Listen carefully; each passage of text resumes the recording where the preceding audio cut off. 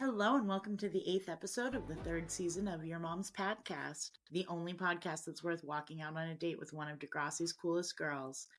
I'm Caroline. And I'm Avis. And today we're talking about Degrassi Season 3, Episode 10, Never Gonna Give You Up. Roses are red. You should have known Rick was shady the first time you heard him call Terri M'lady. Terri finally has a boyfriend, and to hear her tell it, things are going great. Rick is sweet, sensitive, and seems to always have roses in hand. But something more sinister is happening beneath the surface, and Jimmy and Hazel are growing suspicious. Also in this episode, JT and Spinner act like children.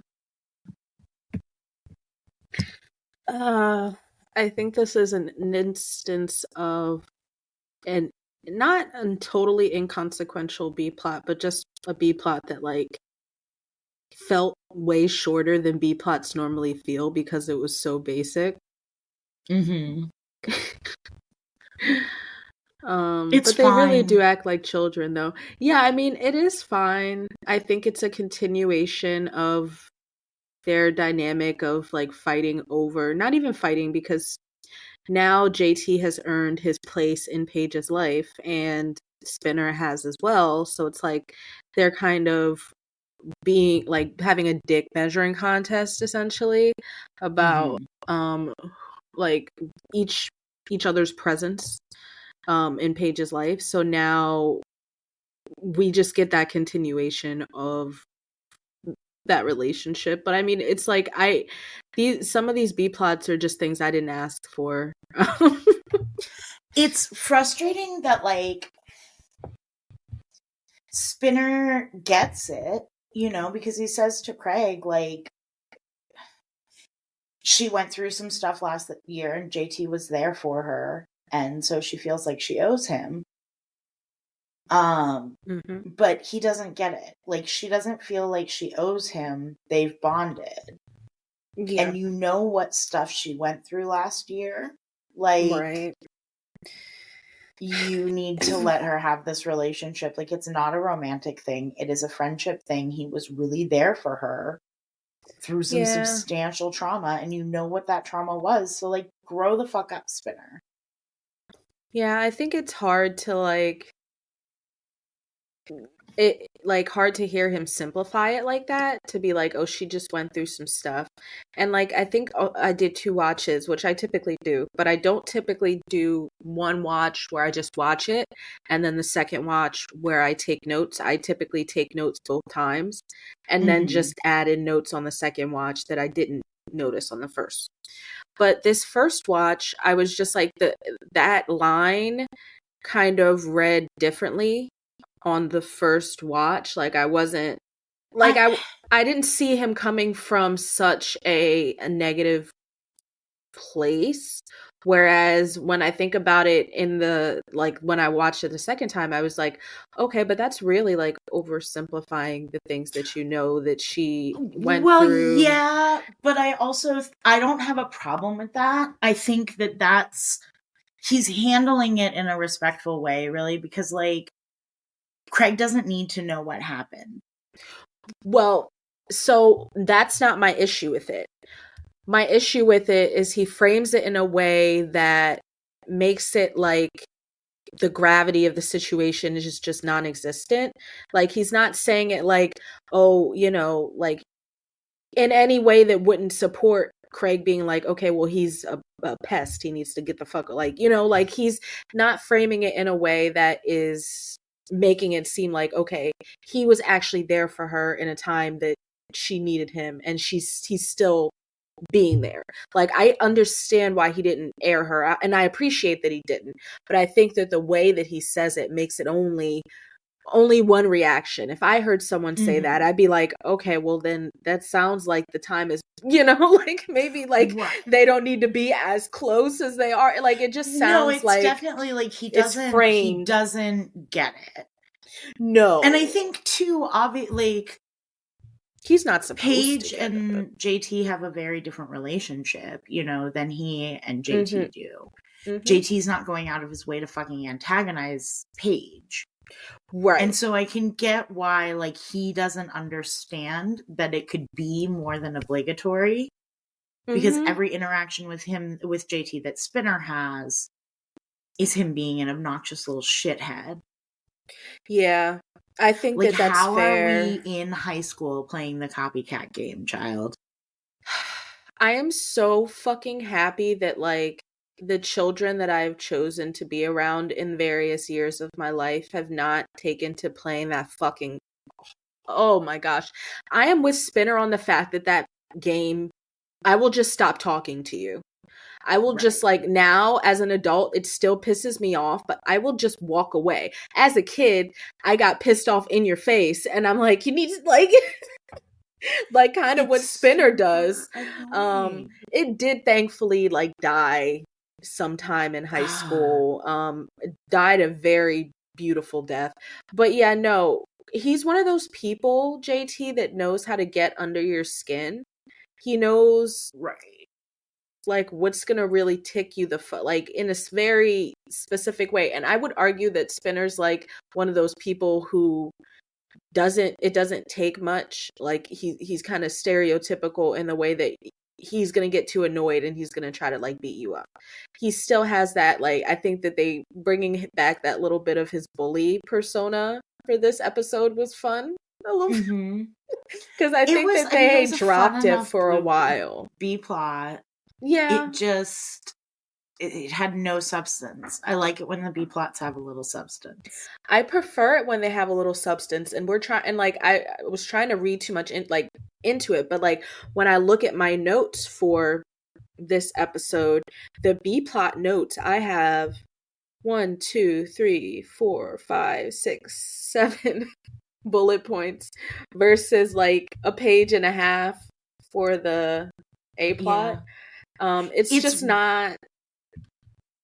it's It's weird to me that neither Radich or Quan like immediately knows that those notes didn't come from JT and Spinner. the fact that they both like do the same thing and like approach them with some kind of like snappy some sort of snappy entrance is hilarious, like, but I also want to commend them on the poems themselves. They've got the roses are red one in there, but then the one that JT sends is actually like way better. Way better. Like, I did you write it down? No, it's like your You wind just blown. remember it? Yeah. Yeah, I did write it down. It is, oh, Miss Kwan, your hair kissed by the wind, your lips kissed Lips by kissed by me. me. Yes. Like, that is actually really, really, like, that's really beautifully put. Um, Mm-hmm. it reminds me of that poem, or like I think this is a poem. Yeah, like, oh, to be a glove on the hand of Mm-hmm. who met. Yeah, it kind of reminds me of like those vibes.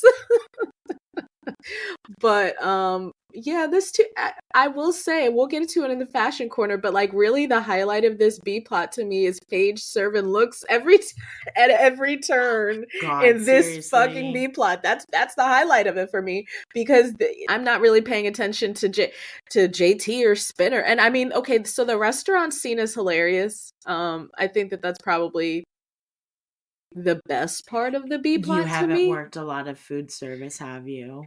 Oh, no, no. I don't mean hilarious in the way that, like, I think that what JT did to Spinner was hilarious.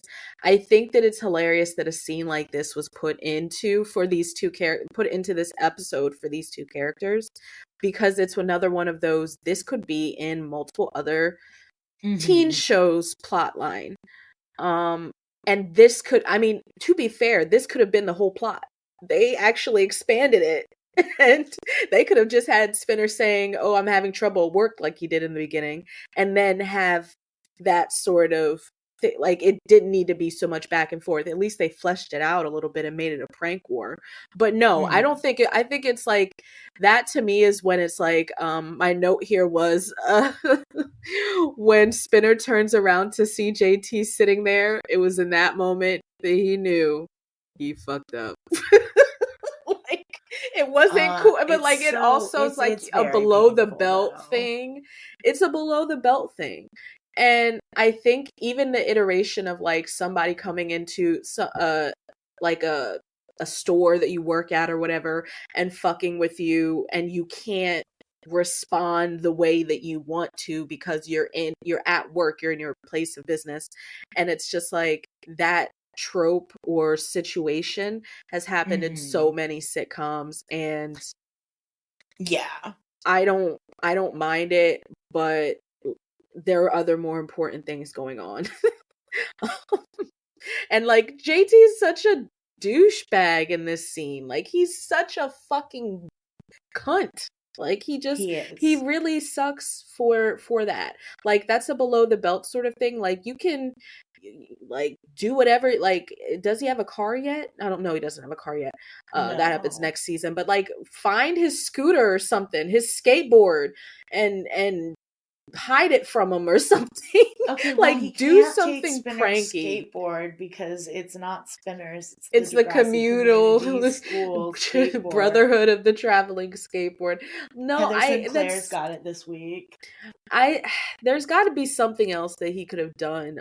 Oh, but like the fact that he's like, nope, I'm gonna go to your job and I'm gonna fuck with you at your job. And it is a wonder that after this, canonically, Spinner still rises in the ranks. He outlasts that manager who's like cross with him. He outlasts that dude. Spinner is the dot. Spinner is the fucking working dot. at Yes. the dot, and he's only an assistant manager. Right? Oh my gosh, that's his career at the dot is not over, ladies and gents. Ladies and gents and why am I everything now? and everyone else. Here's what started playing in my head thinking about Spinner doing his time at the dot is, Les Miserables? Mm-hmm. Okay.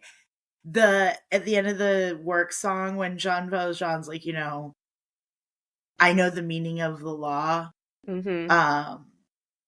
19 years a slave to the law or whatever, and then Javert's like, 5 years for what you did, the rest because you tried to run. And I'm like, that's Spinner. He's just like stuck in the dot. Oh my gosh, but first of all, that is such a good show. I used to, brief tangent, but like my musical theater teacher was so very purist in high school that if there was not like an acceptable production available for said show, she would just show us these staged like choral yes, those you know what they're called something. But I don't know what they're called, right. They do everybody's like in costume. They've got their lines there they've got their book and they're standing at mics and they're killing it. And they're still in character and everything, but they're not doing the actual movements or any blocking of the musical or of the play. So I actually really enjoy those versions because I love just listening to musical songs, and a good musical, you're still getting the story anyway. So like life-changing those things were, and I can just picture that scene because the Jean Valjean and Javert like they were they have them next to each other if they have a lot of songs together, and the interactions they had. And it's supposed to be done where like one is like lower than the other, and they still somehow manage to like capture that back and forth without the like level difference of like a superior and a underling or whatever. So yeah, I love that show. I love to have a shower concert. And one of mine is to transition from the work song into that exchange. Mm-hmm. And one time I thought that I was home alone, and Forrest came home while I was in the shower, and I'm like at the now bring me prisoner 24601, and I'm doing the back and forth. And whenever I'm in the shower, I like, move from this side to this side depending on who I am, and I change my voice a little, and like, it's a whole thing. Yeah. And Forrest came in like, what the fuck is happening? Like, do I need to call the cops? Are you okay? Yeah.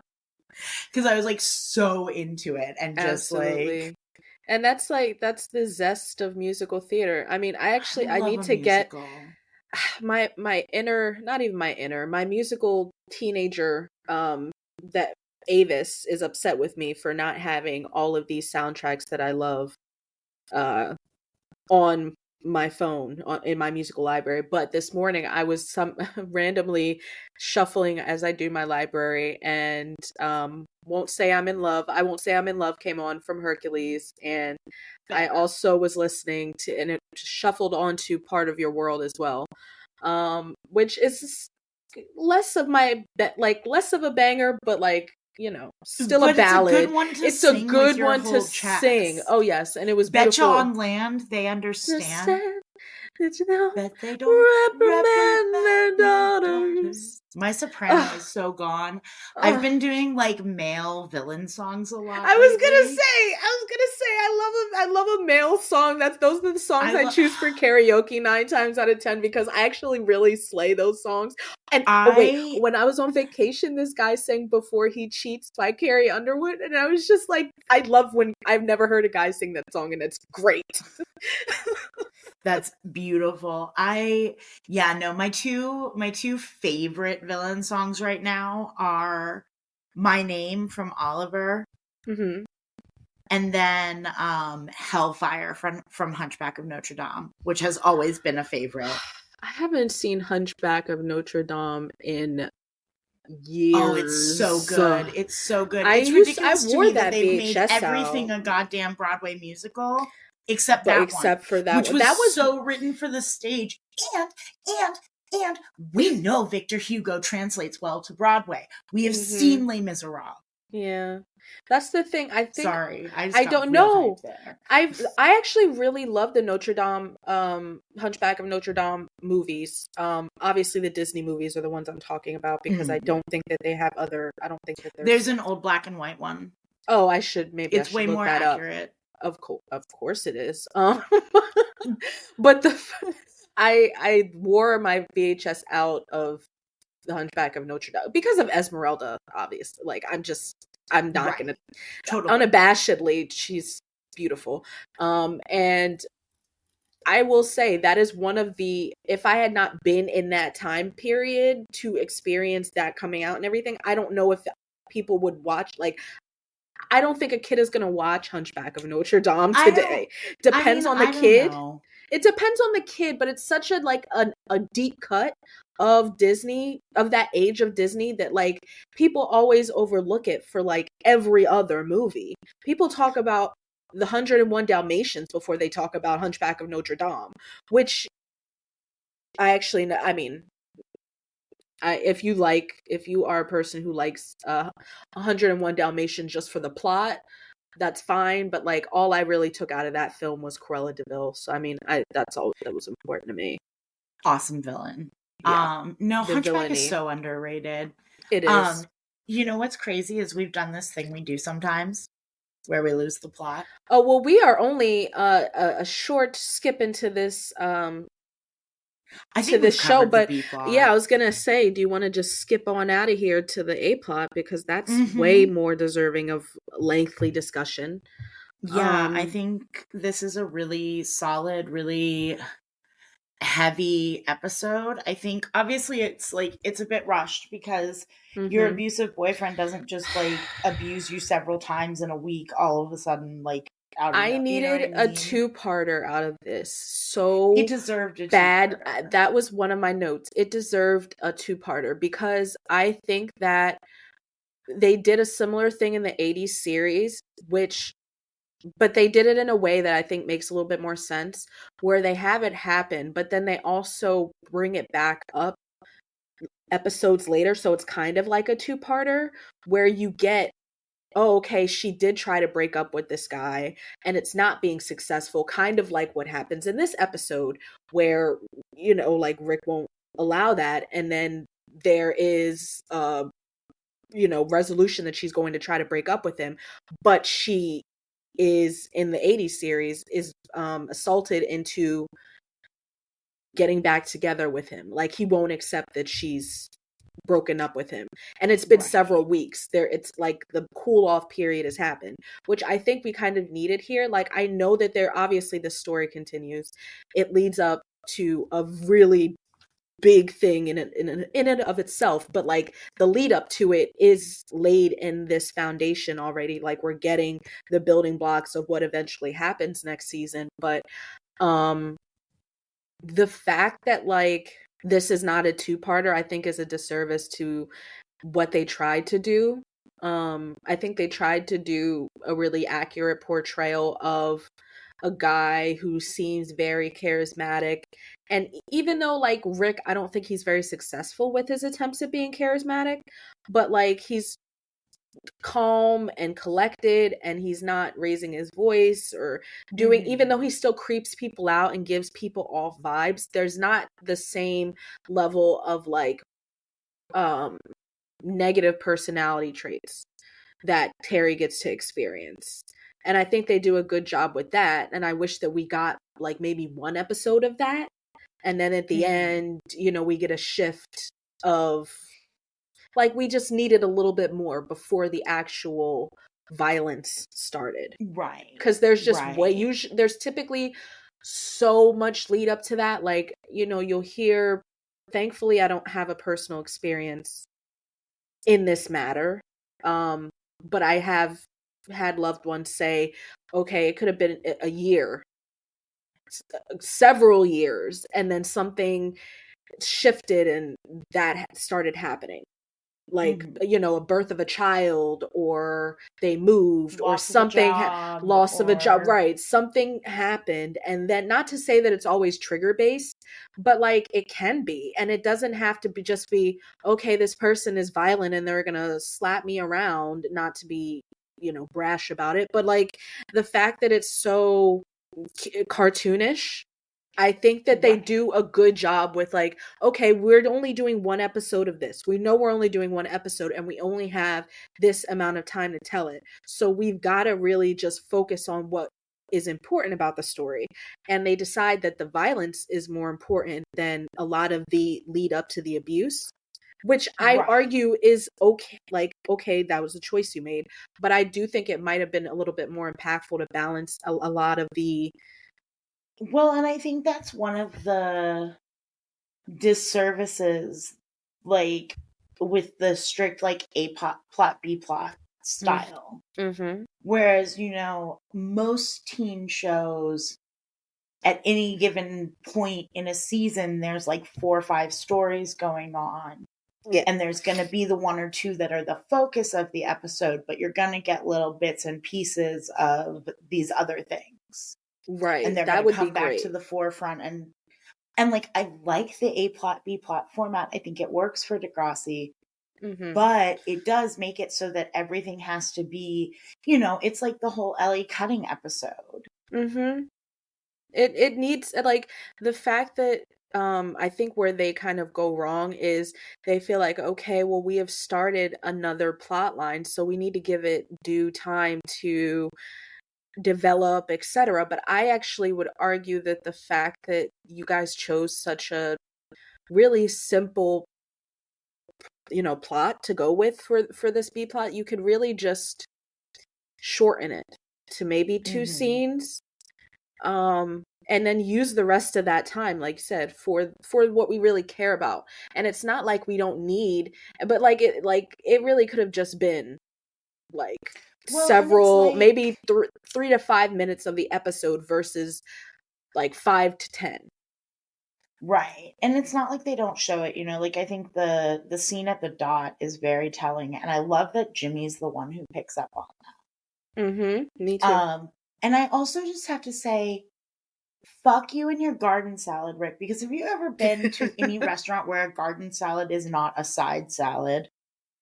No. Typically, like Caesar salads are typically full salads, but the inside Right. salads, but Like, we're no, talking yeah. not even a full Like a size chef salad. salad is a full salad because they've got Right. like things But a on chef there. salad is just like meat and cheese. Love it. I love meat and yeah, and like And like an iceberg egg lettuce and and yeah, egg. yeah, that's true. It's like one It's of those like hoagie in a bowls. my dad used to take me to this place by the airport when he would pick me up when I was a kid in Indiana. I Mhm. want to say it was called Al's, and their salads came in these like big, like that, like textured glass Mhm. bowl, and it was just like it was just meat and cheese, like realistically. And we'd go and we'd get salads at Al's, and it was great. Um, Balance. Life is about but not a balance, garden you know? salad. You know, if he It's had been like, okay, because here's the thing is, and I don't think that it's appropriate here. They haven't been dating that long. She hasn't been asking him to control her food or anything right. like that. Like, I think it's perfectly reasonable if, like, I had recently said to Fo, like, I really want to be cutting out starches or whatever. And then we Right. go out to dinner and I get a burger and he's like, do you want to maybe do a salad instead of the fries? Mhm. I don't That's think a that's unreasonable. but no, that's a conversation that you guys are typically, and I mean, I will also say that him saying it in front of her when they are going to order versus talking to her about it Right. aside and not like not making it such a discussion for the table, because like he could have like said, hey, so what do you think about ordering? It could have been something that was private between them, but making it something like he's making the choice for her without making the choice for, like he's kind of bullying her into it by making it such a an out loud public thing, because she is going to feel shamed kind of into honoring her craving for salad. And I'm saying craving with like air quotes here because like I As don't know Marco if she says, actually said that. Did she actually fucking say that? does anyone really crave a salad? Right, And I don't like think that's fully accurate because, like, at this point, like, salads are so many things. There are yeah. some bomb ass salads that I will I crave. But I feel like in the 2000s, I like, was going to a say salad was a salad was Caesar salad or a garden salad. yeah, like they were very one dimensional, and to eat a salad was to be eating a very boring meal. If it like they used to call that sort of thing like rabbit food. Mm-hmm. Um and the discourse around salad, like I remember there was the meme like a woman laughing over her salad. Like it was just such a thing when stock photos became No, I such a know pop. Yeah, that meme. we're gonna take pictures of us eating Yes. pasta or laughing over Yes, pasta. laughing eating pasta. Well, But and like I it also would just like to, as like a PSA, the more you know. mhm. Um, don't fuck with fat-free and light dressing. Like, enjoy Yeah. a full fat dressing because here's the thing. Mhm. Not only is it more delicious, but the vast majority of the vitamins and that like you're gonna get from a salad are Mhm. fat soluble. Ooh, so it helps to eat with So something it fatty helps to to absorb, absorb. eat with something The fatty. more you know. And And guys, like if you're I not gonna use a full fat salad, throw an avocado on there. Like yeah. I fat see is so delicious and many it's good for you. like health influencers or whatever they call themselves every other 2 days. Because that's my algorithm. I get a lot of fitness and lifestyle Mm-hmm. shit. I even this guy who I like, I'm really bad at remembering usernames. He will review other people's videos, do that like reaction and be like, "Oh, that's a great idea." And he's like, "Oh, and you could there's fat-free dressings for like anything like 30 calories or whatever." And I'm like, "But why?" I'm a firm believer in like everything in moderation. I am not going to like I don't drink diet soda. I don't, and I mean not because I'm like on my high horse or anything, but just because I prefer the taste of real Coke. I'm not Diet Mm. Coke does not taste the same. I've tried it. And I drink Diet Coke because I don't like the taste of regular Coke. Well, there you go. See, I it's for me it's all about taste. I anything that's like and I am not going to have like 2 3 Cokes a day. But if I want a Coke, I'll have a Coke and I'm not going to feel bad about indulging in a Coke. But when you I feel like I always see people kind of being shameful about like drinking or eating things that are like a donut or like pizza, like things like that. But it's like if you are moderating or aware of how much you're eating that thing, or like I don't think it's a bad thing. I think when it becomes harmful is being really restrictive, when you're just like, oh, Mm-hmm. I can only eat a salad. I can only, because I didn't earn anything else. And it's like Right. that Well, and I mindset think, is really harmful. Like Terri don't need that shit. mm-mm. She's And already I dealing think with a too, lot of fat like, phobia of her own. there's certainly merit to calories in, calories out, but I think where the Hmm. calories come from is way more of a factor. You know what I mean? Like, and Right. yes, a fat-free dressing only has 30 calories, but you're not going to absorb the nutrients that you're trying to get into your body as well. Hmm. And fat-free dressing has more sugar or sweetener in it Yeah. because you got to make up for the loss of the fat somewhere. Um, there's so much sneaky sugar. So Mm-hmm. like when you go to Europe, the bread tastes so different from our bread because of I all don't of the even want sugar we dump in our bread. Like I to. ate bread every day there, and I walked all over, and I lost weight.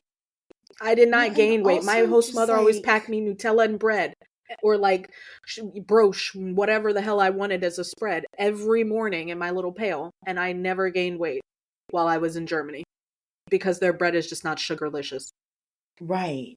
It's also quality of ingredients, I feel like. Mm-hmm. Like, people want to shit on regulations because people are idiots. But, Please like, regulate the some shit. eggs Yeah. that I had in Amsterdam were better. Oh The yeah. bread was better. Mm-hmm. The, like, the hotel breakfast pastries, which aren't like those are probably frozen and baked Yeah. here in the Right. morning of, right? Right. They're not right. Were better than like some places where I've had fresh pastry in Mm-hmm. America. It's just thing, and like I still dream about. There's this delicacy in Germany, called spaghetti ice, where it's literally just like every shop, every ice cream shop. I really didn't see, except for in the stores, I didn't see like packaged ice cream. You know how we always have, if there's an ice Mm-hmm. cream shop, it's just they have big canisters of like industrial Right. sized ice cream they're selling. It's 9 times out of 10 they're not selling their own freshly made ice cream. There was an ice cream parlor in every turn of the square in the little village that I was staying in, and literally they all made their own ice cream, and they all made this thing called spaghetti ice, where they would take their vanilla ice cream and they would feed it through like a meat grinder so that it would so it would shred the ice cream into like noodle shape, and then they would put like raspberry or strawberry sauce on top, and then grate vanilla chocolate flakes for like the parmesan. It was delicious. I still dream about it. Like it was the most delicious like ice cream I've ever had. And I'm not even a big like ice cream person, but I would go, and like if I had money to spend outside of what, like if my host mother fed me dinner, I would go eat a second dinner of ice cream because it was That's so beautiful. fucking good. It was so good. And they had more flavors than that. They're like, their menu was like a little book that you could I flip so through with wish all I the could have been born pictures. in Europe. I know. I actually think, obviously the being an African American is an experience, but I'm sure it would have been like, I'm sure I'd have a similar experience growing up in various parts of Europe. It's just a Yeah, lot different. but at least you'd have like healthcare and good food. No, no, I no disputing here. I don't think I've had a bad experience. Even when I did travel abroad, I felt very safe, and it was in Germany as well. So I mean, there's all of that negative connotation about like Germany. But I don't know. I feel like what I've heard is like Germany fucked up real bad once, and ever since is like, nope, shut that shit down. We don't do that that's here. that's what I always tell people.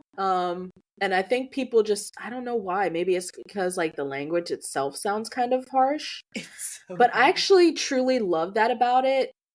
Maybe Mm-hmm. that's just me, because like even something like I love you, ish liebe dich, can sound kind of like hostile if you For real. It's like low-key my kind of language, where it's just French that just thinks it's way better than it is.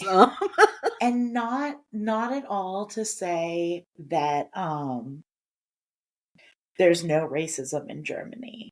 Because I'm sure I've never been. There's no, I mean, but I just think there was like, outside of the city centers, they were surprised that there were Black people, because typically Black people choose to live in the city centers, right, versus the little suburbs along the train line. But other than that, no, I experienced no, and everyone was actually always delighted when I tried to speak German. All the Germans love me. No one tried to touch my hair, and that was pre don't touch my hair. So I had a great time. And my German came first, and she had no problem, living in a house full of Black people.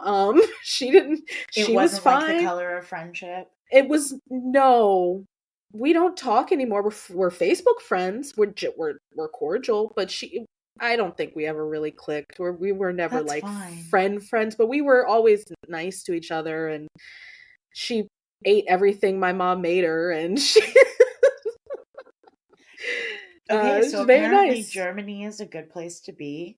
I mean, sounds angry. The language just sounds angry. I can only vouch for the Niedersachsen area. That's where I stayed. It's Niedersachsen.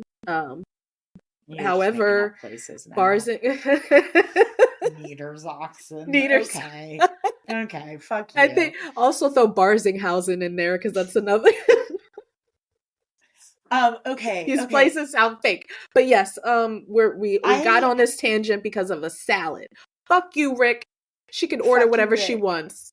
But yeah, I have to call out Marco's fucking scene. And why did he write that? I have to call out. In particular, I have to call out when Hazel's like, "What we want isn't always what we get," and then Terri, as though she's saying something so profound, is like, "And what we get isn't always what we want, is it?" And like, it's so bad. That's not deep. Like, literally in the history of original student like works, this is low tier. This is low tier. Fucking tier Marco Del Rossi. And he's like, Ashley? Why hasn't Ashley written a scene? Where's Ashley in her right? She's in this class. Where the fuck is Ashley at? No, literally, where is Ashley? The fact that Jimmy's like, Marco's like, I don't feel like directing, so yeah, I'm not gonna direct. I'm gonna be the star. And then Jimmy's like, and I don't feel like acting, so director it is. And and then Rick had to know that Terri looked way dumber following his advice, right? Like, there's no way. I Googled this earlier because I wanted to make sure. I've done theater, as we both done theater. Have you ever heard of the 3/4 rule? Have you ever been instructed to do that? I mean, you're instructed to turn out. Right. You stand at an angle. At an angle. Like, because we know those terms downstage and upstage. So, apparently there is a 3/4 rule for an actor who is addressing an actor who's upstage. No, and I've definitely heard like 3/4, but I've never heard it as the 3/4 rule, and I've never heard it as the way that Rick described it. Me either. I know that you are instructed to turn out, and that based on where you are and who you're addressing is, you turn out. Yeah, you want to be turning to, like, catty cornering yourself to be. I used to be able to like see out into the audience, essentially. If you're looking into the wings, you have not turned far enough. You have not turned far enough. Breathing. And then the yes. Mama is here. Like, literally, the fact that he says my mom walked the boards at Stratford. And the way he calls Jimmy Jim. Jim. I hate him. He's so gross. He's so cringy. He's so. It's so like bad. I said in the poem. No. It's so bad. It's so Anybody who bad. uses "milady" unironically is not somebody you want to know. And I think Even that that's a anybody who fair uses rule. it ironically with any regularity. Oh my gosh. Oh Like, my if you're gosh. not making fun of an incel when you say "milady," I just have such a problem with his personality, especially towards Jimmy. I am initially watching the episode. I think I always kind of trying to think more critically into these episodes, but I always thought that he was just trying to suck up to Jimmy. But now thinking a little bit more critically about it, I'm like, I think he just wants to understand what Jimmy's intentions are, and he either wants to get to be friends with Jimmy so that he can control his movements toward Terri, or he just wants to find out what his intentions are so that he can better control the situation overall. I I mean, think he I just think, isn't sure about Jimmy. He thinks that Jimmy's a threat to him, but he thinks every guy's a threat to well, him. exactly. He But thinks Hazel and Paige are a threat to him. Here's the thing: is that when we're talking true. about figuring out intention, one of the most important components of abuse is isolation. Oh, true. Oh, well, yeah. I just mean that, like, his personality towards, like, even towards when Jimmy says, can I talk to you? And they have that conversation, and or he says, can I have a minute? And he says, for you, you can have 5. Like, that kind of, like, what, like, oh, okay, we're friends already, where he's trying to establish that rapport. I think it's more to just, like, because he doesn't do that with anybody else. He doesn't do that with It's because Marco. Jimmy's onto him right out the gate. And that too. That's He what it wants to. is. That's exactly what it That could be what is. it is. Yeah.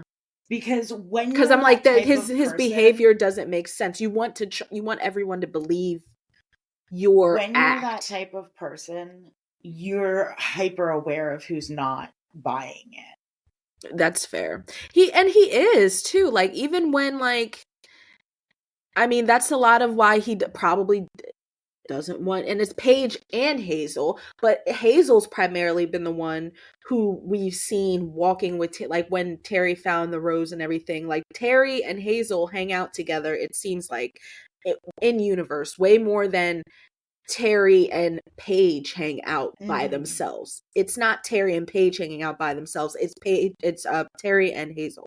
So I think he knows that Hazel is observant as well and has her ear and doesn't want her to get in a situation where Hazel can kind of bring up things that she's noticed, because I Right. think, like you said, like, you have to be that sort of hyper aware, your vigilance, because you're constantly putting on a charade. um it's God, important to know where these people stand and who you need to kind of interfere with to get things back in status quo and on track for you. yeah, no, and I would say that's like a point to Degrassi is like, yes, the like getting from point A to point physical abuse Mm-hmm. was done very fast because that's the style of Degrassi. But I Right. will say Rick's behavior as an abuser and his behavior with like everybody we see him interact with Mm-hmm. was, I think, very on brand. It was, it's ham Oh handed yeah. because it's Degrassi, but they only have Honestly, 22 minutes. Like, what I do you I want from looked them, up Avis? I looked up some red flags of abuse. I searched it, and the first thing that Google did was give me a hotline number and told me to seek help. So good job, Google. Oh, Good really? job, I find Google. that so annoying. I mean, yes and no. Like, I actually think that, like, people will literally, I Googled yesterday, why do my knees crack? Like, people will Google Right. anything when they're going through something. So I don't think that I think that even though That's I was fair. doing it for research purposes, I think that it's pretty, like, I don't like when Facebook does that shit. When I post something on Facebook and they're like, "Are you okay?" Bitch, leave me alone. But like but like directly putting something in the search engine, like red flags of abuse in a relationship, I think I do like that they That's put that valid. there. That's valid. But so this website says red flags include someone who early in the relationships flatters you constantly and seems too good to be true. Checkbox. Wants you all to him or herself, insists that you stop spending time with your friends or family. Checkbox. Let's make Insists, a rule. You see Paige and Hazel at school only. right? Does not honor your boundaries. Checkbox. Is excessively jealous and accuses you of being unfaithful. But his way of doing it was like, you're beautiful and you're smart and you're irresistible. Can you blame me for thinking every guy wants you like I do? Like that, I like that they put that in there, because that sounds like, even though I don't know if it's ham-fisted or just maybe a little bit erring on the side of like, that's, I don't know if a teenage boy would ever formulate that, but I think that that's a very smart way to kind of turn it on its head, of like the jealous boyfriend, of being within Rick's character of being like gentlemanly and like for having some predilection with these terms that he really should not be saying. Um He says, I like, love you, presumably for the first time, the morning after he's put his hands on her for the first time. right. Yeah, it's has like takes no responsibility for his or her behavior and blames others. Um yeah, rages out of control with you but can maintain composure around others. Just a lot of things that are textbook they put in this episode, which they are want to do. That's kind of their thing. But I really think that it was a little heavily laden this episode, and maybe that made me a little bit like, I think, though, one of the purposes of Degrassi is to be like, here are warning intense. signs of something, not even just intense, but informative. Here Yeah. are warning signs of something you or your friend might be going through. Yeah, and the format of it And too. So you have to lay it on thick and make it like, no, I think and hammer it home quickly. Well handled. It serves the purpose that Degrassi serves. It doesn't make for the best television, but that's what they've chosen to do, is tell these stories in 22 minutes, and that's fine. It is what it is, and it's still...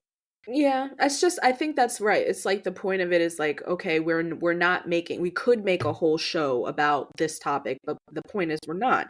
It's about multiple different topics. It's about growing up.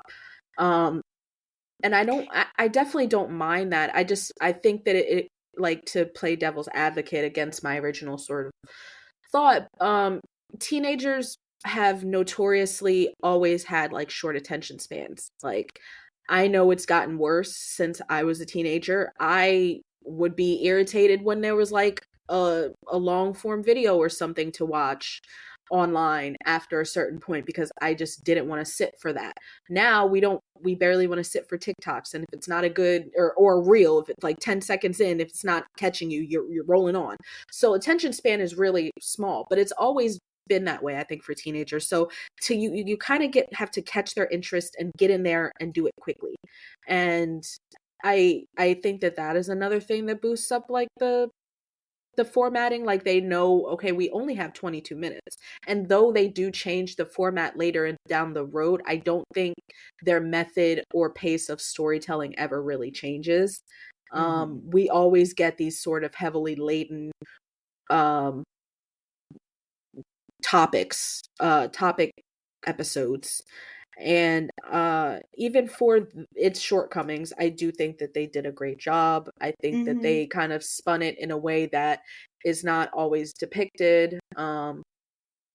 Like, I just think Rick's personality is a different one than we see. I don't know why. He's just like, maybe it's because of the way that his vernacular, it's probably because of his vernacular, but either way, it just makes it for a good combination of like, we had an off feeling about this guy. Now our suspicions are confirmed. At least it's not completely out of left field, because I always thought, like, not that his actor looks any sort of way, but just like, maybe the way he left the roses kind of put me off and had me feeling away. I'm not sure what it was, but I never really thought that. I never really got good vibes from Rick. I didn't think that what would happen would happen. I just thought that he was like Well, like a and creep. we see the roses, and then a couple episodes later, we see Rick again for the second time ever. And, like, And right. we Hmm. don't have a lot of time to form any kind of opinion on him, but no, he's gross. He's like, Yeah. It's like the story kind of wants us to, or they want us to kind of forget that we should be they haven't given us an opportunity to know much about him, so we have to really know what the other like we have to go off of what the other characters are feeling and reacting and everything, and our personal opinion of the little we've been shown. Very little. yeah. But uh let me see if there's anything else I really oh, I just want to point out that this is like the third major storyline that major quote unquote storyline that Terri has ever had, and it's this bullshit. I'm so sorry, Terri. It's a bummer. She deserved better. Hazel deserves way better. Because Yeah, Hazel's like a solid right. I said Hazel's on the character. case. I forgot how much she does. I mean, she is kind of like that plug-in, but I think in this instance, it makes sense for her to be so. Like in the past, she has been observant. Like Hmm. that's a No, character that's trait the that I thing think is like, carries through. she is a plug-in, and like they kind of make Hazel be whatever they need her Right. to be that week. Mm-hmm. And she is consistently like an observant and caring and like Yes. understanding friend. You know what I mean? Like she's the friend that you want to be aware of your problems. Because she's Exactly. not gonna be like, she's a little harsh with Terry, but like she's also really not. She's like, okay, what's going on? Like, and when Terry breaks up with him and like the hallway scene in the end and whatever, and she's not like, when Terry says like, I know it's stupid, but I still care for him. Yeah. And Hazel's like, okay, but you have to stop.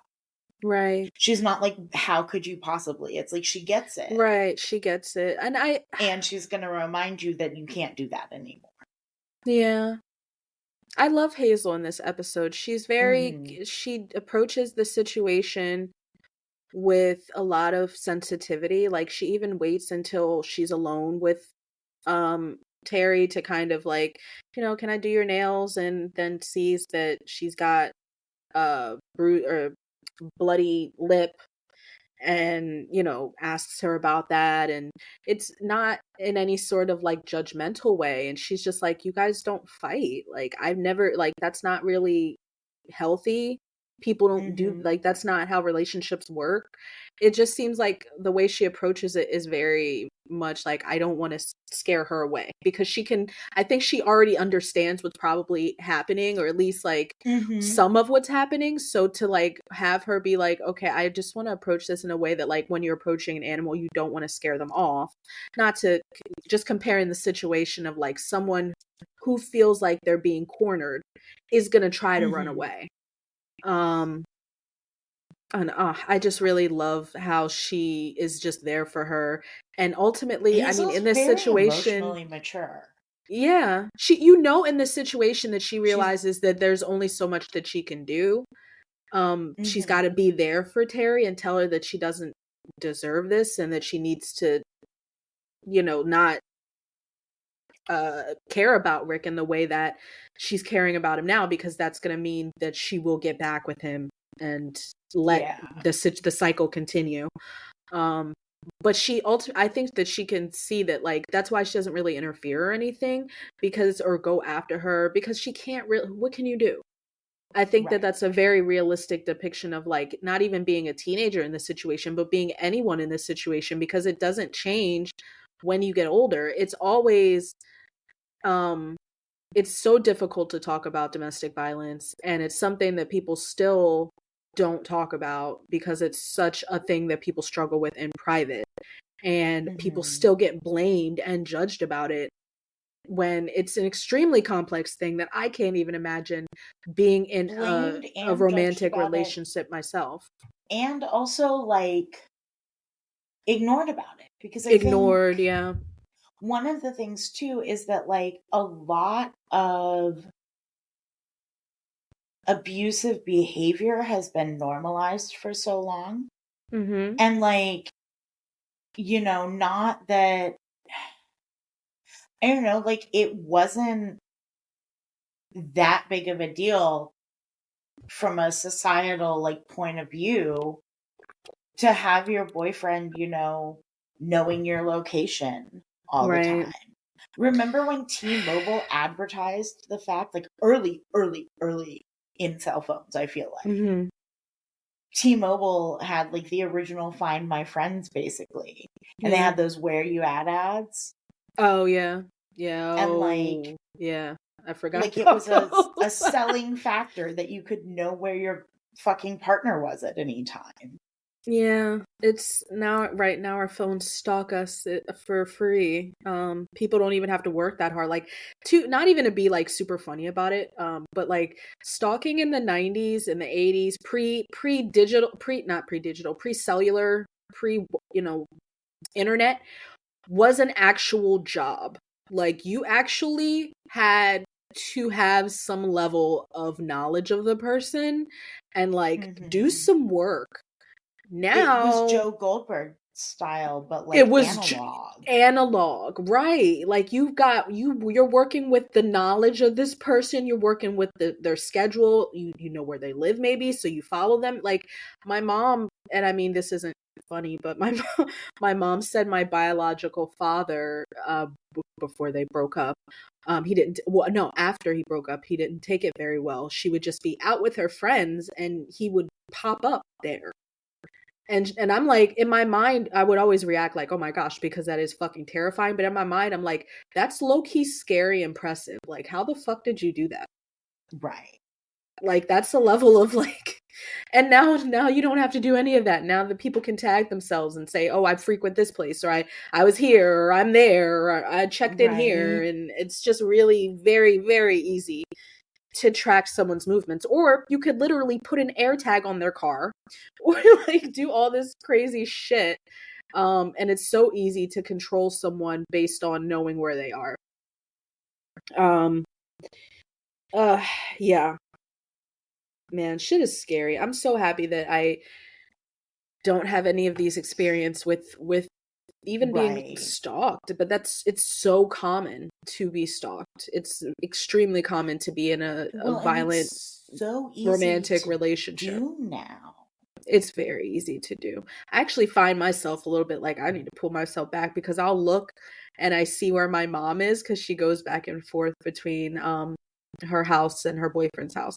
So I'm like, oh, okay, she's at her, like I'll go and look at her location and I'm like, is that creepy? Oh no, it's your mom. I think if I it's your only mom, share with my mom. My partner and I, we you want to be decided able to long like, ago we didn't want to do that. Like we're not going to right, share if our it's an emergency, location. she can call your mom. If it's an If emergency, she's she like, can I call don't my know where mom. the fuck Avis is, can you please just like, you don't even have to Yes. tell me where she is, as like, can you just tell me it's not a ditch Yeah, somewhere? right. You Yes. know? That's what she says she will do because she has my aunt's number as well. So it's my mom has it and my aunt in Reno has it. So like they're the only two people that have my location and she's like, I don't want your location. Like Right. we like, and I mean, not to say that's everybody's or even that's how everyone's relationship should be. It's just I think that being in a situation where my movements and my everything like was just second guessed and questioned, that alone is so detrimental to mental health. And that alone is abusive, Hmm. without anything else involved. And Right.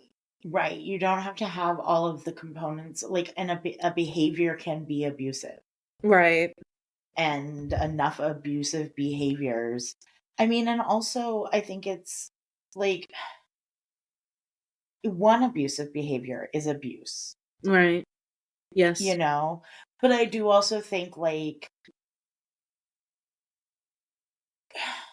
I don't think that one or even a few abusive behaviors necessarily means that a person is abusive. I think it means that shit's been normalized for a really long time. And if Yeah. you're able to say to your partner, like, hey, I know you want location sharing because of XYZ. I'm not comfortable with it because of XYZ. Like, here's a compromise. And they're able to be like, oh, yeah, no, I get that. And yeah, I just want to know where you are in an emergency. being able to reach out to your mom is good. That's fine for me. Like, Yeah. you Right. know, Boundaries. abusive behaviors I don't think necessarily make someone an abuser. It's how you act when you become aware of the fact that it's an abusive behavior. Totally. And I think that's kind of what's shown here too, is like Terri repeatedly is very expressive of how she feels in reaction to things that she's not comfortable with. And she's like, you are smothering me.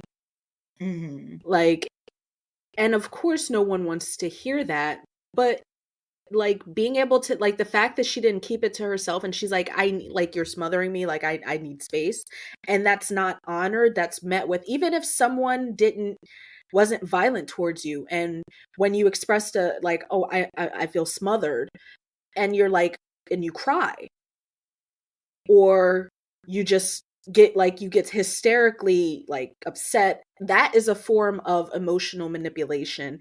And Right. it can, and I think that when that is reinforced every time you try to establish a boundary, I'm going to cry about it and make you feel bad until you back off, that is also abusive.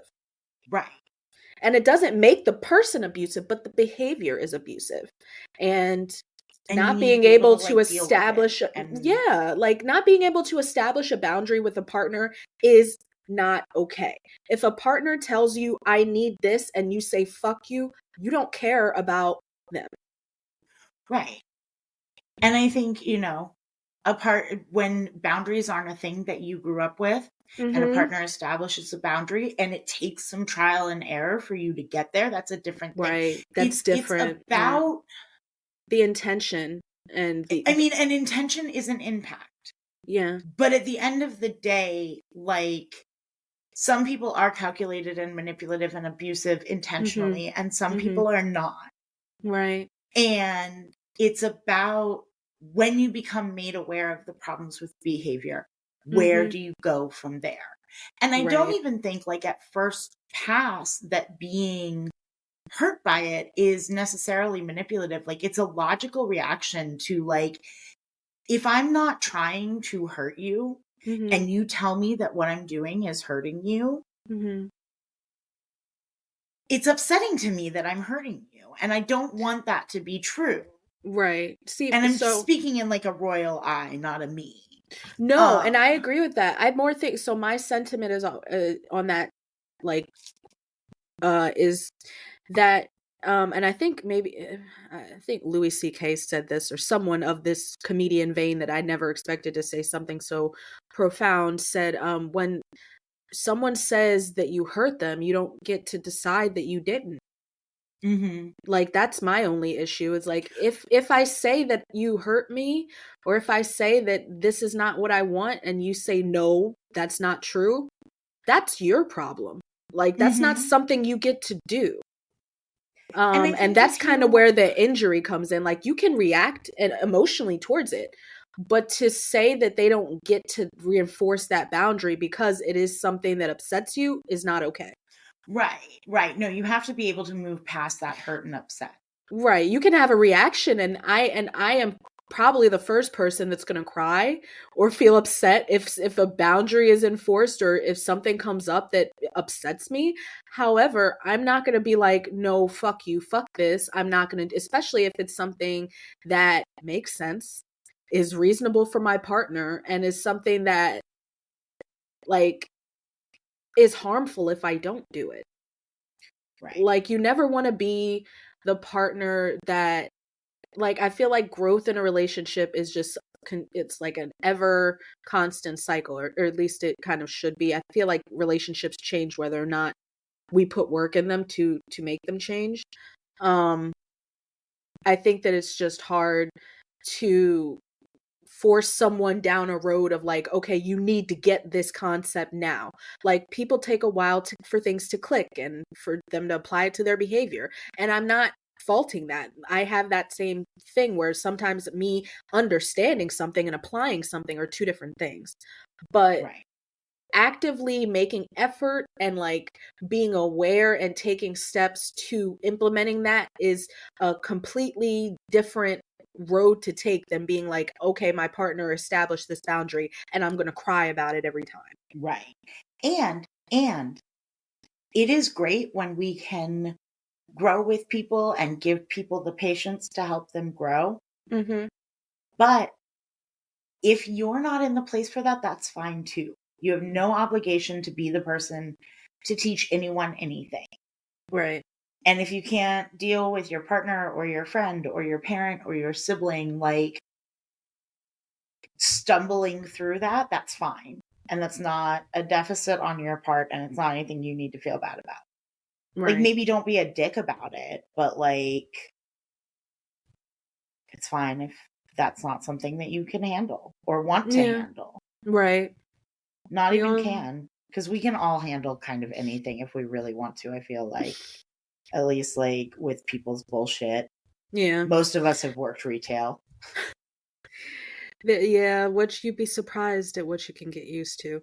Yeah, no, it's just relationships are hard, and I think that a lot of people just have insecure emotional attachments, and there are a lot of reasons why someone might become abusive, but I mean, in Rick's case, we get some of the indication into his character. We understand him kind of by a certain point. We don't really get to know Rick. I think his not parents... like not in any like internal sort of way, but like we get more of his psyche, I guess, as told by other people, really, because he doesn't ever really verbalize anything. But like, it's clear that this kid never felt like he fit in anywhere. He's not secure in anything, especially not himself. So how can he be secure in another person? Right. And like, obviously he needs anger management, and spoiler alert, that happens, but like, I think he needs like much more than that. I just think that there's a lot of, for me, I might get so, I just can't conceptualize someone who gets so angry that they want to put their hands on someone. I've never really been that person. Like, I'll get angry enough to where I want to put my hands on you, but there's something to where I've never been like a little scrappy little person, but I'd like to think if you infringe upon me, I'm gonna beat your ass. But like, other than that, like, you gotta really, really rile me to anger to where I'm gonna feel like putting my hands on you. And the fact that that little, like, I mean, I don't know, put my head inside of a pubescent teenage boy is Right. But like, still, your fuse is not like, the fuse does not exist. Like, you just go off without warning. Right. I would say like the only time that that's ever happened to me was like, I don't even want to get into what had happened, but something had happened and I was like so angry about it that like I couldn't get it out of my body. I was feeling it on a like physical level and I couldn't get it out of my body. And I was like, I'm so angry. Like, I want to hit something, but like, I don't want to hit something like that. I'm not that. I don't hit. Yeah. I can't fucking hit. And my husband is an ex-con. And Forrest was like, go ahead and punch me in the chest a couple of times. And so I did. And then he was like, okay, let me give you some instruction on how to do that a bit better. Go ahead and punch me in the chest a couple more times. Was that satisfying? Are you good? Did you have your thumb tucked? Did you make your fist with your okay? Because that's the worst thing you could do. That's probably the worst. Not to tuck your thumb. That's I always have to as long stop as you and know think for a minute because I'm like, I know it's one thing, and then I'm like, I make a fist both ways, and I'm like, which one is the logical don't do? And I'm like, the thumb tuck, that stuff. Yes. But like, I wasn't even like mad at him. I was just like really fucking mad, and I had been trying grounding shit and whatever, and I could not like.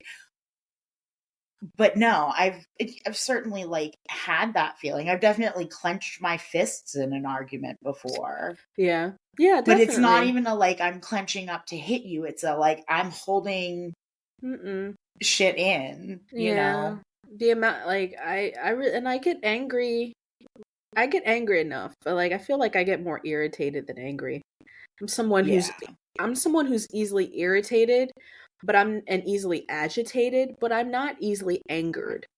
Mm-hmm. You kind of have to work pretty hard, and that's why I think a lot of people, I have heard discourse that I'm an angry person at times, but I'm like, I am never really angry. I'm just irritated. Anger is a whole different thing. Right.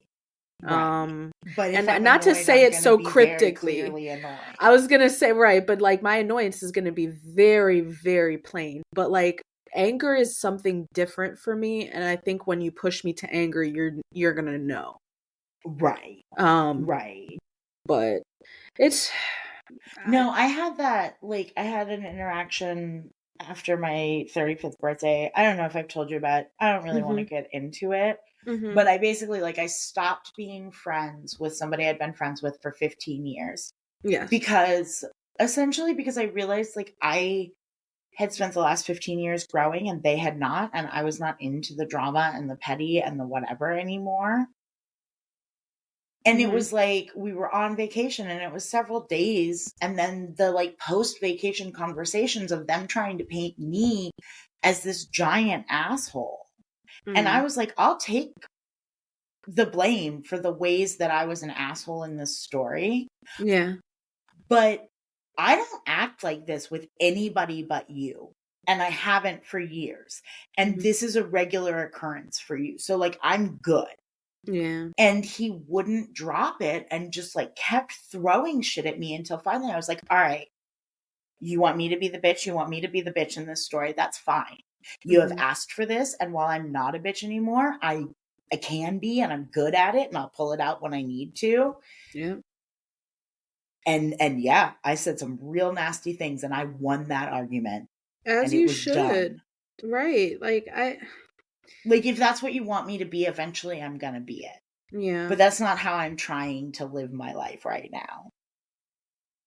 Unlike Rick, who's trying to live his life like a fucking menace. Like a fucking menace to I society do, and Terri in particular and Jimmy in particular. right? I do want to bring up one more thing. Yes. So I feel like one of my like not if I don't think I had any like actual surprises of this episode because I have seen it many times, but every time I'm always surprised that he or it's like taken aback, like, oh, I didn't remember it this way, that he hits her in the auditorium or in where they're striking the set for the Mm-hmm. show. And it kind of, and I think that they chose to do that because there are other encounters have happened like in the alleyway. I guess it's behind the dot. Mm-hmm. Um, or in another nondescript alleyway because seems that there are many near Degrassi. It's not ever in like a location where other people could walk in or like Right. like this is literally her school. And the fact that they chose to have it happen there, I don't think was obviously nothing's an accident. They chose to stage it where they chose to stage it. But I just think that the fact that they did that has to mean that like them saying like even your school's not a safe place from something like this. Like you Right. think that there's going to be a safe place for you to kind of get a reprieve and where they wouldn't dare cross that line because previously he had done it in private. Right. He had done it Right. where they had some expectation of privacy, but really, as we know, when fucking Craig was playing that song for Ashley, anybody can walk in to the gym or where or Right. the auditorium because like I Right. think it's a Wherever. gymnasium auditorium all multi-purpose room, whatever the fuck, with the stage. It's an accessible area for multiple locations. Like someone could Mm-hmm. walk in over here, someone could walk in over there, and like he's just so the boldness is like it doesn't give me quite chills, but it definitely is an eerie sort of thing. Like the fact that he is so bold enough to do this in Right. where anyone could discover that Where he's just anyone could walk in at hard any he's time just and see hurt his him. girlfriend, yeah, Yeah. assaulted his No, girlfriend. it's upsetting. But I think that kind of covers the A plot and the B plot. We've got some more things to talk about. So let's get to the music corner first because this is one of my all-time favorite songs. I know. Okay. But as I'm running over the lyrics in my head, I don't think It so. doesn't fit.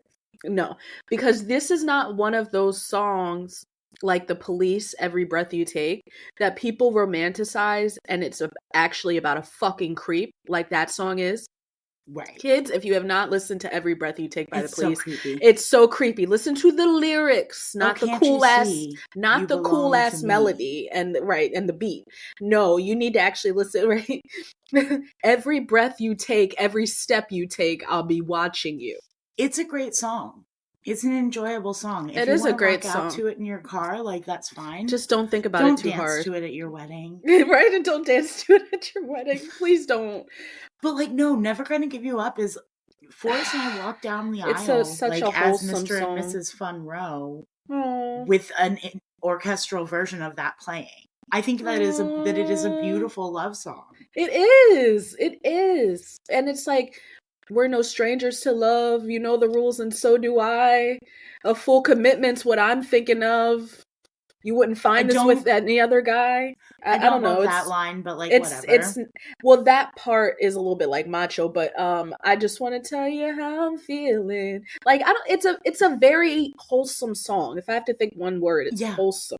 And is Rick there Astley douchey is 80 elements? Adorable. Sure, it was the 80s. We're gonna have some elements that are douchey, but I think overall it ages very well. I'm never gonna give you up. I'm never gonna let you down. I'm never gonna run around and desert you. I'm never gonna make you cry, and I'm never gonna say goodbye. Say goodbye. I'm never gonna tell a lie and hurt you, and that's beautiful. Yeah, it's beautiful. It is. That's all anybody really wants out of a relationship. All anybody really wants. Yeah. Wait, no, have you seen that meme that is like gives you up? Every time I see it, is hilarious. The meme about the Astley paradox, where he asks his wife what she wants for her birthday, and she says a DVD of Up, and he can't ever give her up. But in not giving her up, he's letting her down. Oh my gosh. I can't. But no, it's a beautiful love song, and it does not the title fits. The title fits. The menacing, because in this context, the title is very menacing. Mm-hmm. And I guess if you had only ever heard the title of this song, maybe you would feel that way about the song too. But it is not that song at all. It is such a great song, a positive song. Well, and I think it's clear they choose the title primarily. They go by the title, not by the song. Not by the song, except when it's all a happy accident and it lines up. They're like, cool, whatever. But yeah, this is such a great song, and I feel like this is the most well-known song we've done so far, as we've had so far in the music corner this season. I mean, I think Father Figure is pretty well known. So obviously. Should I Stay or Should I Go? Should I Stay or Should I Go is a pretty well-known song. Yeah. I just, I always think, obviously, Rick Roll was a thing. Right. A beautiful thing that I still get Rick Rolled on occasion, and it's always a delight. I love a Rick Roll. But yeah. Yeah.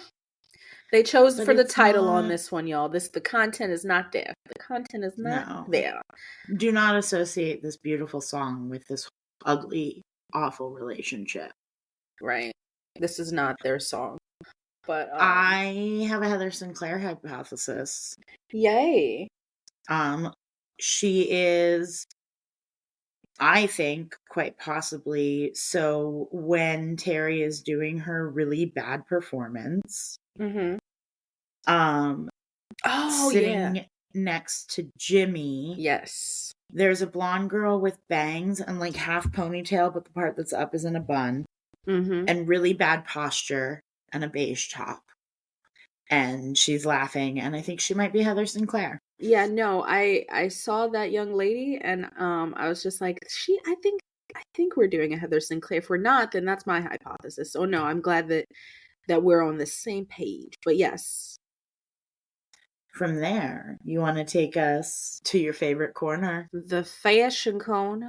Yeah, this episode, I'm not gonna lie, because obviously this is a Terri centric episode, and I really want to give Terri some hits. She doesn't have them. She doesn't No, have them. she She's looks got like... one in this episode for me. Which one is it? It is the top, that flowery top, the blue flowery top when she night. Yes, I think that is a cute, and it looks like a new piece of wardrobe. I feel like they've especially those shoes, they have worn literally the soles off of those fucking dad loafers. Right. Everything it is the only pair of shoes she owns. And then we've also they're heavy on the athleisure for Terri. Yeah, right. They got her in a hoodie. Not, because I took, and not in a good way, but I took a picture of her at one of the rehearsals, and she's wearing a, like, it looks like it's probably corduroy skirt that's like knee length, but then it's got this weird slit like in the middle, and then a white tank top and a pink button down that, like, or maybe it's not even a tank top, because now I'm seeing white sleeves at the bottom. A white undershirt of some sort and a pink button down that's open.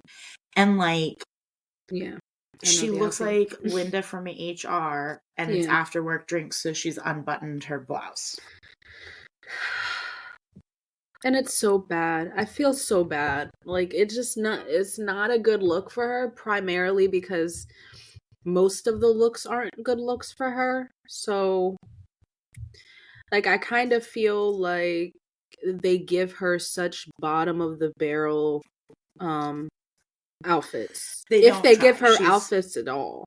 I don't know if anybody actually, like, Paige's outfits in this episode are strong, and she's literally barely in the shit. So the fact that every time I see her, I'm like, oh, Paige, when she's walking up to, or when she's at the locker with JT, I did not take screenshots, so you're just gonna have to take my word. I have one. Okay.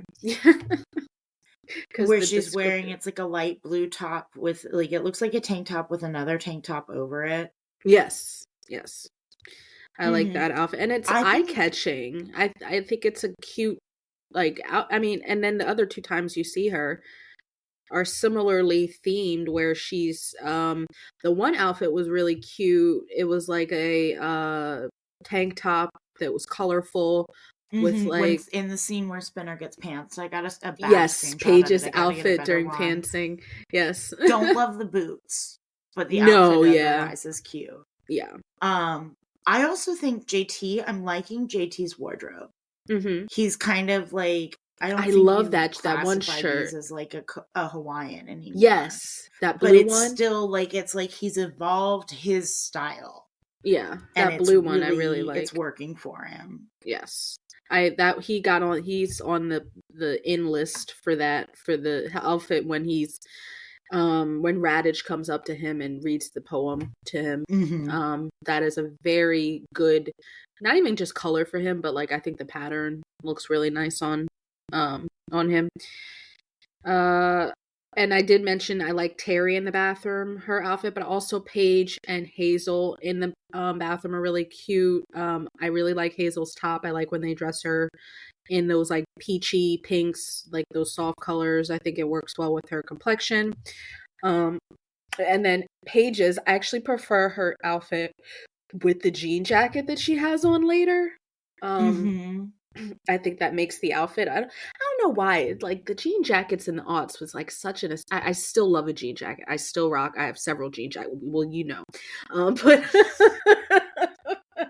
but a jean jacket is such a classic staple that I truly don't think is ever going to go out of style. No. But it really makes an outfit. Like, it just sets it off. And it was like a dark jean jacket too, with a lighter blue shirt.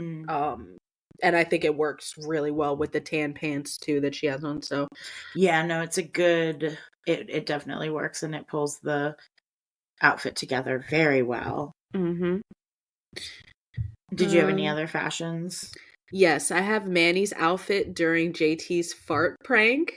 Um, it's very brief, but it reminds me. So I was in this student film when my aunt was going to college, and it was called Dream Song. And I was playing Ashanti, but because I couldn't be named Ashanti, he named me Ashante in the script. So I, off the shoulder, like that one naked shoulder, and then the other shoulder having like the long sleeve was very much in. And I had a little mini like songstress outfit that was that sort of vibe of Manny's outfit with the one shoulder like across cut off and everything and the other shoulder bare. Mhm. And I like the color. It's like isn't it like a orangey? It's like an orangey pinky thing going on. Yeah, and there's flowers. But it's a good color on her, yeah. But she's immediately grossed out, so we don't see very much of it, but we do get like no feet, but the what we can see of it's a very cute outfit. Yeah. And yeah. We do have a hun. It's very, very quick. It's when Spinner comes over and she says, "Hi, hun." But it's a hun and it counts. It does count. With that, we're gonna go fire some shots. Pew, pew, pew, pew, pew, pew, pew. Shots fired. I have 11 shots fired today. How many do you have? I only have 6. Okay, I think obviously there's some overlaps, so I mean, I'll just read the first one I have. It's discourse between Rick and Jimmy in the first scene of the episode. Rick says, "My mother walked the boards at Stratford for 10 years. Jimmy says, well, maybe you can stage manage." See, and mine is before that, when Rick says, "Well, no offense, Jim, theater's in my blood." And it's specifically the calling him Jim. Jim, yeah, yep. Like that is not the preferred addressing of this man. Yeah, no. Later, Rick and Jimmy are like the highlights in these couple shots fired I have. Jimmy's saying, "Well, because he pulls Rick aside and he asks, and Rick is like, 'Can I have examples of these tips that you don't want me to give Terri anymore?' And he says, 'Well, the breathing. Terri sounds like she's smoking.'" Yep, that was one of mine. Before it's the line delivery for me. Yeah. Before that, in that first exchange, when he says, "Who knows, maybe I'll even teach Jim a few tricks of the trade." Again, it's the Jim. It's the Jim. Yeah, it's the Jim. God, I hate Rick. Milady. Oh my gosh. Visceral. Just stop sucking so bad. My next one is Rick saying, "I'll go," right after the Terri sounds like she's smoking. Rick says, "I'll go talk to her," starts to say, "I'll go talk to her." And Jimmy says, "You know what? We're going on this afternoon, so I will, because I'm the director." Nice. I've got my, the rest of mine are Spinner and JT.